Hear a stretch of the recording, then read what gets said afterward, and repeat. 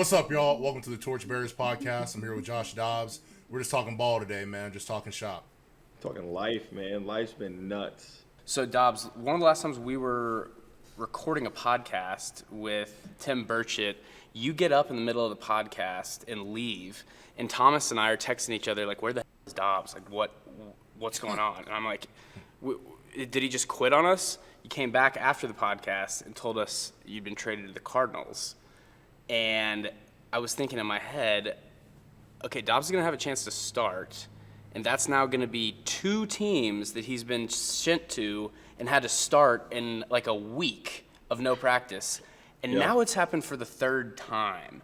There's just no way in NFL history there's been another quarterback that's had to start 3 games with only a week of prep. Tell us about when you get the call from Minnesota, your emotions, and then walk us through the week. So I'm in Arizona last Sunday. We play Baltimore, right? Game ends. We lose by 7, 31-24. We're in the locker room.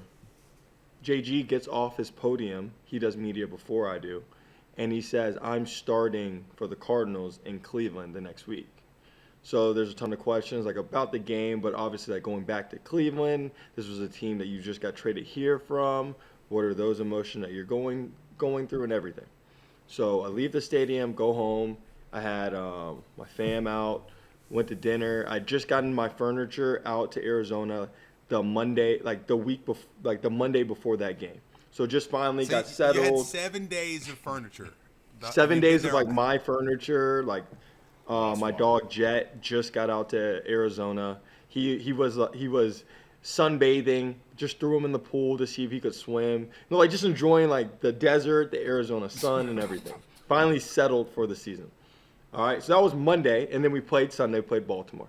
So I go to the facility on Monday, and JG, the head coach in Arizona, calls me to his office, and he says, hey, we're going to start Clayton Tune in Cleveland, and this is leading up to Kyler's return. I'm not sure when he comes back, but I think he comes back soon, so they want to see what the rookie can do. So I'm like, okay, like I understood. I was upset with it, but I understood like just the situation the franchise was in at that moment. So I went home, talked to my agent, just told him about the situation, went to sleep, woke up Tuesday morning with a text from my agent saying, hey, you could be traded today because it's the trade deadline. and listen to this. When I had my meeting with JG in Arizona, he looked at me in the face and he said, you're not getting traded. You're not being released. You're going to be here in Arizona. I was like, okay, cool. And so then I woke up to that text saying, all right, the trade deadline's in 4 hours. You could be traded. You could go to Minnesota or go back to Cleveland. I was like, today's about to be nuts. So I pack a bag just in case. So I ate breakfast. I was chilling at the house. Wait, so you packed a bag to leave? I didn't pack a bag. I did not. He told me to pack a bag, but I was like, if it happens, like I've been through this. So Tuesday's an off day, and the crazy thing about it is I usually always go in on the off day. Like I like to just go in, hit the sauna, hit the tubs. But just given the situation, I was like, all right, I'm just gonna chill at home. You know, just enjoy the morning. Just because I don't know what's going to happen today, so I'm just going to chill at home. And so I woke up like at 9 a.m. To my agent saying you could be traded, and the trade deadline's at 1 p.m. Pacific time. So I eat breakfast, I chill. He calls me back at 11. He says, you're getting traded to Minnesota. So I said, okay. So then like all the emotions of like the last 36 hours, whatever was told to you, something different has happened, right? Like you were told you're starting in Cleveland the next week against your previous team, and then the next day you were told you're not starting, but you're not getting traded.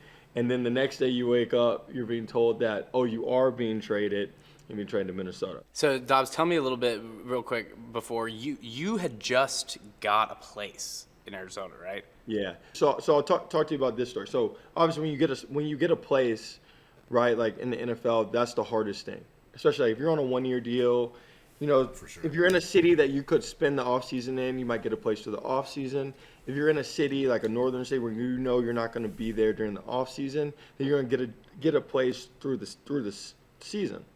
So when I got traded to Arizona, I was like, okay, like the team, when you get traded, the team has to pay for your like 2 months of lease in your previous city. So Arizona paid for September and October lease in Cleveland, and they had to pay moving costs for me to move all my stuff to Arizona, my cars to Arizona, everything. So the team takes care of that when you get traded.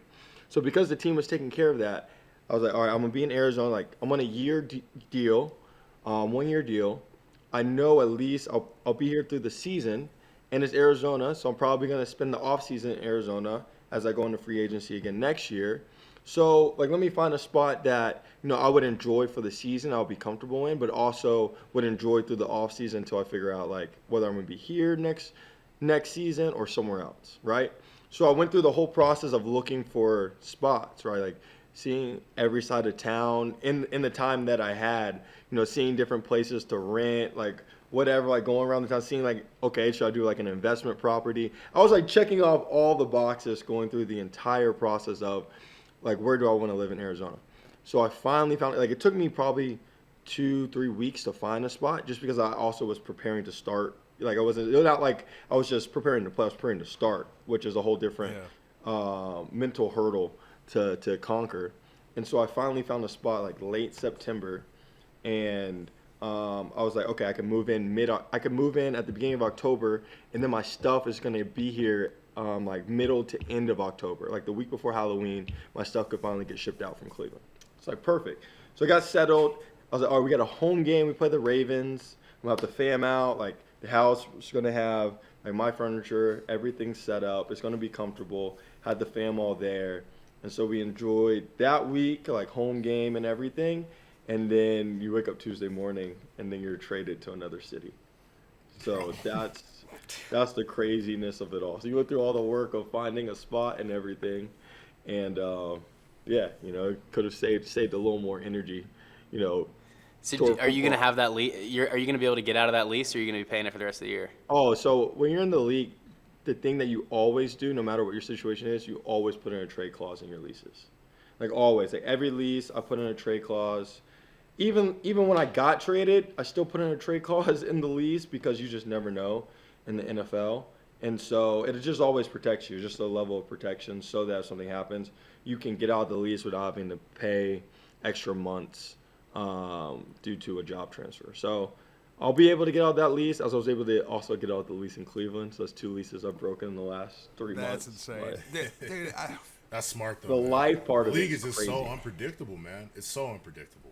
How much stuff did you bring with you? Bro, I packed one bag. I packed one suitcase. Bro, I have crazy, probably like man. 5 pairs of shoes. I have a ton of sweatpants. Shout out to Jocelyn. She's a G. I was packing for the flight, and I would like it was a mental roller coaster. Like, I'll be honest, it was a mental roller coaster. So I'm sitting there packing for the flight. I'm going through my suitcase. Like, I just lived in a hotel out of a suitcase for a month and a half to start the season. So I'm just like, I'm throwing stuff in there like a 3-year-old kid, like having like a temper tantrum, just throwing it in the bag, like not folding anything. And she's looking at me, she's like, you're going to get to Minnesota and you're not going to have anything that you want. Like, you actually need to pack the stuff that you need. So she like went through the entire closet, folded stuff up, balled it up, like made sure I was actually packed. So thanks to her, like if it was up to me, I would have like 2 sweatpants, 1 jacket, 1 hoodie, 2 shoes, and I was just gonna rough it. But she made sure I had like all my underwear, socks. I got like a couple outfits for games and stuff, but all in one suitcase. Then I obviously got my camera, my computer, and my iPad. That's about it. All the essentials. We were flying back last night, and everyone was chilling on the plane because vibes were high when you win, obviously. And I was talking to one of the equipment managers, and it's just like, everything that you go through in life prepares you just for the next opportunity that you don't even know what you're about to go through. And it's like just like going through the whole experience last year and then going to Nashville and just dealing with those emotions all have prepared me for this opportunity, and this opportunity prepared me for whatever's next. So it's pretty cool, like when you look back at it, but in it sometimes That's you cool. kind of lose sight at it, No doubt, and I hope that I can remind you, because I literally, and also it's not like you just did nothing in the off season. when you were learning how to fly a plane is where I realized it's one day at a time. What can you do one day to get you where you want to be? And you do that off the field in the way you approach that too. So I mean, it's to me, knowing you, I just knew it was a matter of time to where there wasn't going to be an opportunity where it just folded you, because it hasn't so far. I wanna get to what everybody's been asking me, my friends and people that I've talked to. What happens on the Wednesday when you don't know anybody's name? You see the facility out there. Are you walking into rooms like, hey, what happened that first Wednesday? So this is how it goes. So I woke up Wednesday, and you got to think, like, you're getting on a moving train. That's what people don't see. It's not like it's week one or OTAs where where they're like, hey, like, here's the intro to the offense. No, like, this is week 9 of the season, and installs are done, like, man. Installs are done. Like, hey, we just beat the Packers. We're on to Atlanta. This is what we're doing, and this is where we're going. And so you're getting on a moving train. So when you wake up Wednesday, this is the hard part. You got to go through, every time you go to a new team, you got to go through the full medical process. So you have to, go meet the doctors, go do physicals, go get x-rays of any old injuries, like all that stuff. You do that every single team, no matter how many times you've done it or when the last time you did it. Do physicals, do it all. So like that takes up, the first half of the day. So even on Wednesday, like you get to work and you're getting on a moving train, but then you also get to work late. Like you miss half the day. Like you miss all the installs of first and second down game plan and like personnel and going through defenses because you were doing logistical stuff that it takes to join a new roster. So you finish all that, and then like you're going into meeting rooms, and the hardest part is just making sure you don't sit in someone's seat. That's so true. You walk into the unit meeting, and you're looking around. You're like, all right, where's the open seat? Because I don't want to take anyone's seat. Like they walk in, and then they're looking at me crazy because one of them a new face, they don't know me, and now I'm sitting in their seat. Like I don't want to ruffle any feathers. So you're sitting like, okay, like how does this go? Then once you figure out where to sit down at, then you're just. It's like I told the analogy yesterday after the game. It's like you were taking AP Spanish all year, and you took in all the intro levels to get up to AP Spanish, and then someone threw you into AP French class like the next week and told you have to take the exam on Sunday. That's exactly how it is. So you're just sitting there, whatever you can retain, you're retaining it. I take a lot of notes, taking a lot of notes, and then you spend a lot of time with assistant coaches and QB coaches afterwards, like going back and trying to get up to speed on all the information that you've missed. I heard some people talk about how and you said this too, you took some extra time after practice to just sit down and spend 5 hours looking over stuff. What are you looking over to the average fan when you're trying to figure out how to learn an offense? So what I'm looking at is I'm going through like formations. I'm going through early installs. I'm going through, old games, just getting a feel for the players on the team, because that's the hard part. Like, it's not like I'm going to get reps with them in practice before the game. Like, I understand the situation. So it's trying to watch, see how they come out breaks, see how they run their routes to get mental reps as much as I can before the game comes. And then from there, it's, for me, kind of like just processing, like, what information do I need to know that's going to allow me to, execute a game plan, and what information do I not need to know that would be great to know, but with all the information I'm trying to get through, it's like I got to sift through the most essential information of, like, what's the snap count? Where are my eyes starting? What is he running? Where do I start looking? What's my footwork? And then, like, play football from there. That was the crazy thing. Like, it was not like I was slotted to play. Jaron started the game, and he went down in the first quarter. But it was his show, and so I was there just in case something happened. And so obviously something happened, but it was good to still have, people, pouring into you, wanting you to succeed, like wanting to turn over every single stone for something that could happen. Like that was really important. That was something I really took note of last week. I think at some point when you were, when you're, I was just like picturing, when you're trying to like get people to run a play, and you don't know it all. Like at some point, do you have like a football like you do in backyard football, and you're just like, all right, you're gonna do this, you're gonna run up, and then you're gonna go to the right. Like here, you're gonna do a curl. Like, I mean, it just blows my mind that. I mean, and also too, like there has to be. Are there also instances? You know, I heard that every sports announcer said like he doesn't have time to even know the people's names on the team. Has had that happened at all? Any literal examples of that, like where you had to go like, "Hey, big guy," or "Hey, buddy, this is what you gotta do." I mean, yeah, like yes and no. Like being on a football field, right? Like everyone's already looking at the quarterback, so it's not like you're not getting the attention that you need to have to communicate. But there were times like there was a couple plays in the huddle where I would say the play, and then luckily they have it on TV timeouts. I would say the play, and then whatever receiver I would ask them just to like confirm what route they have. Like you have this, right? Okay, cool. Just making sure like you have this, right? Like just like talking through it just to make sure I was picturing it and seeing it correctly. So Dobbs, just so I'm making sure I'm getting this right, you had 0 reps with the first team offense in practice, right? Yeah, like you know how it goes. So the backup quarterback, he only does the scout team reps. So he works with, the guys that aren't playing, the second O-line, some practice squad receivers, some active receivers, but the guys that are getting the bulk load of the workload are with the ones. And so I didn't step in a huddle, didn't go through a cadence, nothing throughout the week because they're also getting a rookie ready to make his first start on the road in Atlanta. So he was getting a ton of attention and making sure he was prepared to go. So it was like one of those. I was thinking like from an offensive line perspective, what did you sort of tell the guys? Because for me, I mean, when Pat comes in, he has a different cadence, even back to when Chad Henne, Shane Buechele, Blaine currently, Chris, like it's all a different feel. So how did you sort of get your center ready? I thought I saw a clip on Twitter where you're literally taking like snaps on the sideline before. Like what was sort of the mentality with the offensive line going into it? So Jared goes down, Garrett runs to the sideline. Luckily it was third down. But he thought it was second down. He thought I was about to go in the game. He runs to the sideline. So, all right, let's get us some snaps. I was like, bro, it's third down with the kick field goal. Like, we're good. Takes a breather, get some water.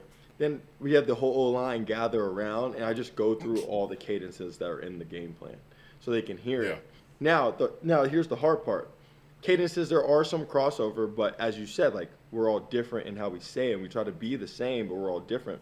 So the way I say one cadence, it was the exact same cadence I used in Cleveland, but the way I say it in Cleveland is too slow for the way that they say it here.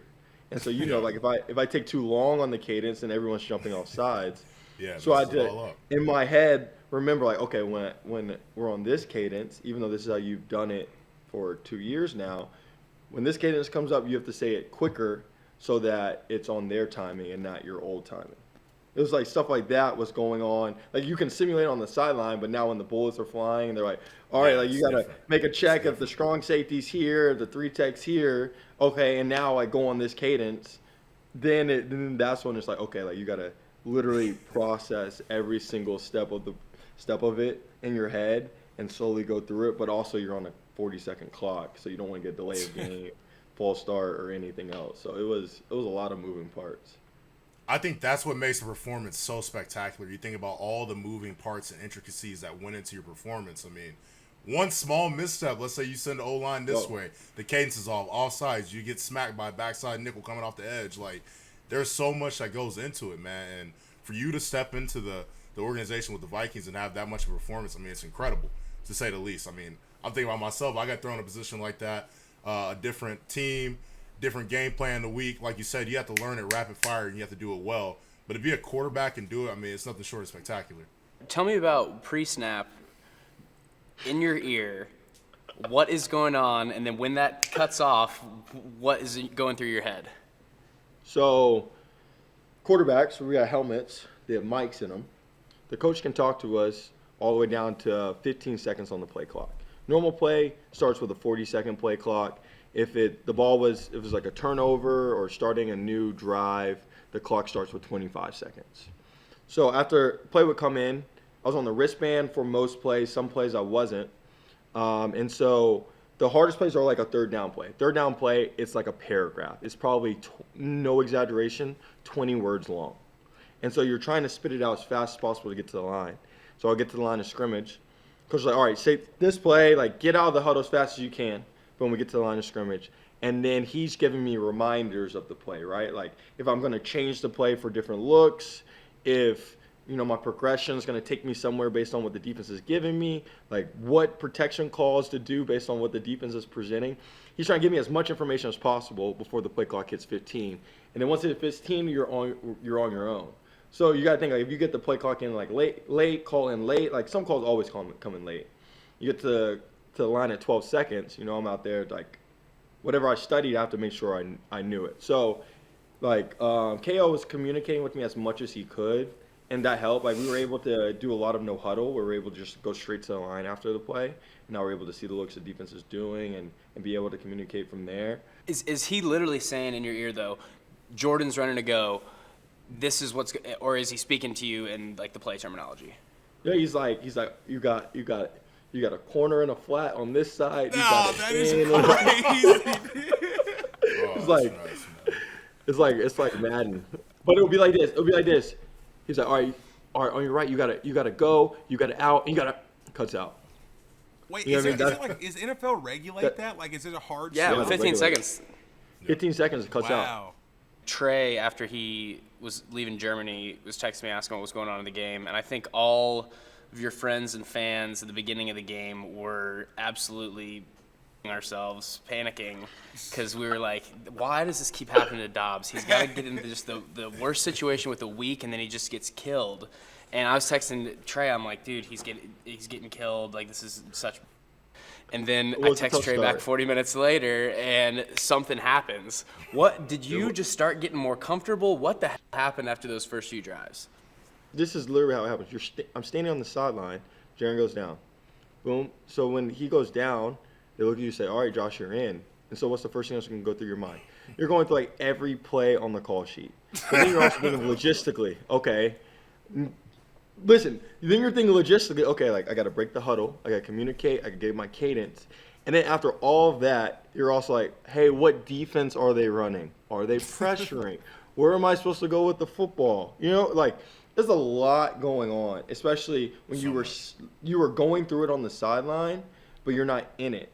And so, like, the first drive, of course, we get the ball on the 5-yard line coming out. Yeah, that's when I saw that, I was literally just. I take a sack in the end zone. Like, I think that's the first time I've ever done that. Take a sack in the end zone, get a safety. Happens, it's football. Second drive, fumble. They get the ball on the 1-yard line. And this is what I was talking about. Like, I know I'm going to get a lot of praise for the situation. The only reason I was in that situation was literally because of like how well we were playing as a team. Like I put us in two tough situations. Safety, kick the ball to them, they get no points. Then I fumble, they get them on the 1-yard line, and they have to settle for a field goal. Like those two transitions were crucial in allowing us to get our feet wet. Because instead of it being them going up 14 points, they scored 5 points from those two events instead of 14. So that's huge. And then from there, it was, okay, like, we got the first down. It was like, all right, everyone's settled in. It's just football. I'm going to communicate as fast as I can. We're going to get to the line of scrimmage, and then we'll figure it out from there. Everyone started getting in a flow, and then we're able to just go out and play, communicate, do whatever we needed to do as an offense to still be productive.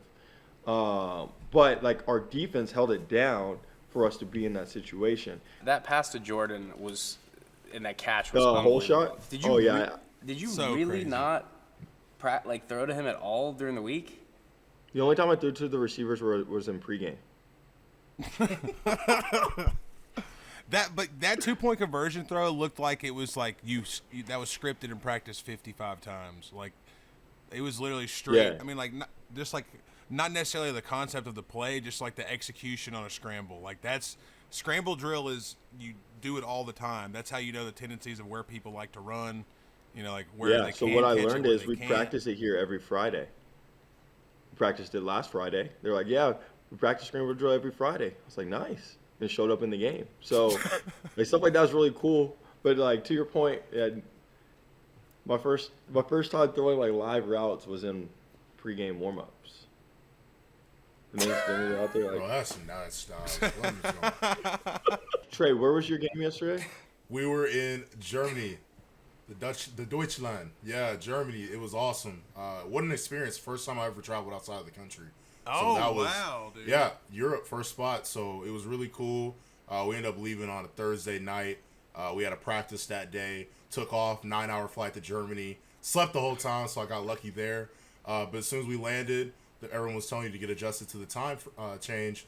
Don't go to sleep. So just dog tired, straight into a practice. Got finished with that, and was able to just explore Frankfurt a little bit. And I gotta say, it was really an eye-opening experience. It was really cool, and really enjoyed my time there. I thought the people in Germany were very nice. Like, everything I saw was good and positive for the most part. The food, big guy, fat man alert. The food was good, man. Schnitzel, that potato sausage, beef sausage, sauerkraut was really good. But it was a good experience, and I think this off season, whether I go to Europe again, some part of Germany, or even going to Japan, I think I'm really looking forward to the experience. Did you get you a nice 5XL pair of lederhosen out there? No. So I thought about buying some lederhosen off Amazon for the game. Dude, that would have been hilarious. Dude, wearing that walking into the stadium. No, it was cool though, man. It was really cool. So getting over there, was it like, did they know football, or were they soccer with an affinity to learn about American football? Yeah, so Germany definitely. For instance, we trained at the national soccer facility for Germany, so that was really cool. I'd say awesome. Soccer is definitely, obviously, going to be the biggest sport. But I think the German people are hungry for football. I got to talk about the stadium game day experience. Yeah, I think the Chiefs were the number one team in Germany. It was almost like a home game. They're doing the chant before it, they're hitting the tomahawk. I mean, they're pretty much rooting us on, but... Those, whole time, man, it was dope. It was dope. That's and it was a cool, unique experience. Like I said, do y'all have the chief with that drum that y'all bring out? No, we didn't bring the national anthem. Right at the end, home of the Chiefs, the entire stadium saying it. I'm sitting around like, oh, it's a home game. Let's get it. I think that the question is, like, could you do that? How often could you do that trip? Because that's physically, I bet it's rewarding. You're on the other side of it, but like that's, dude, you're in Germany 4 days ago, two days ago. Nah, a couple hours ago, man. But in the period of 4 days, you're there and gone, and you went through practically a car wreck on your body, and then you just come right back. I think one, would I want to do that multiple times a year? For my body's sake, probably not. I think Dobbs said it best. Like, obviously, being a person that's gone to the Super Bowl, that's sort of like the closest team to like the environment. Subtle flex. Yeah, well, no, not like that, man. But yeah, a little subtle flex. But no, just like it is probably the closest thing to like that's not a regular game feel that you can get. It almost had like a championship game atmosphere leading up to it. The 9-hour flight sucks, man. I'm 6'5", 300+ pounds. That Virgin Atlantic. That Virgin first class seat don't do it justice, does it? Yeah, no, dude, it's still rough. You're sitting in a confined space for 9 hours. I don't care what you do, you're not gonna be comfortable. But they had it set up really well, nicely.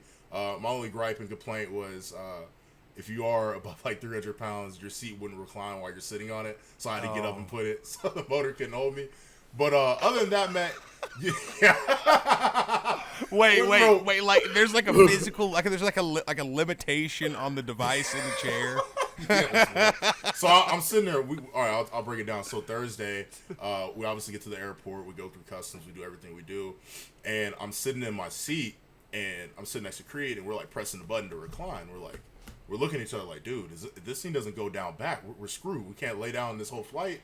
So we're just pressing it, spamming it. Finally, the flight attendant comes up, is like, hey, sir, is there a problem? And I'm just like, yeah, ma'am, I think my seat might be broken. She's just like, oh, well, sometimes you might have to stand up for it and then press it, just sometimes with the width and stuff. She's basically trying to say in her nicest way, no fat ass, you can't recline while you're sitting. So I'm just like, yeah, bro. So I get up, recline it, I'm good to go, right? So it was funny, but it's just those small things. Trey, when you landed, Did any of your Chiefs friends or buddies talk about seeing Dobbs play? I mean, yeah, I talked to Pat a little bit on the plane, just in front of me. We were just talking about you obviously going from different teams, but at the beginning of the game, we're like, dang, man, he's in a bad situation. Then, by the time we landed, we're like, hey, Dobbs pulled it out. He balled, man. That's dope. Let's go. That's my guy. We spent time at the Peyton Manning camp back in college. Pat is one of the funniest human beings ever. Funny as hell, bro. So that's my guy. Make sure you tell myself what's up. I appreciate that. I appreciate the love. Sure.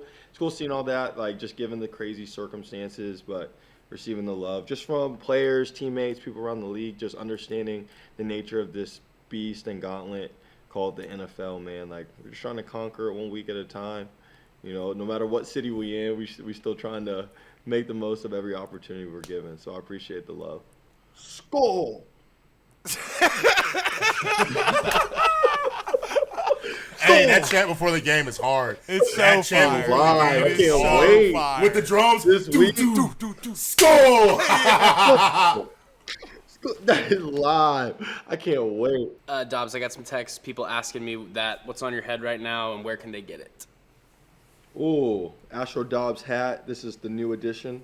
This year, drop Astro Merch Pro. Is on my Instagram, Twitter, Facebook, LinkedIn, TikTok, whatever social media you got. The link's on there. Y'all can go snag it. Appreciate the love. So, most athletes, right, they do their merch, but they outsource it. They got someone else doing it. For me, man, it's all mom and pop. So every single order, I just text my dad and go, yo, Dad, you got a couple orders. You got to get in the mail tomorrow. So my dad is downstairs right now, back in Alpharetta. He's turning over hat orders right now. So, yeah, we got to put my man to work. He retired a couple years ago, so my man is looking for some work. So let's make sure we give it to him. Back to work, right. baby. Astro Dobbs hats live. Link below this video, man. Swipe up, check it out. Support the kid. Appreciate the love, man.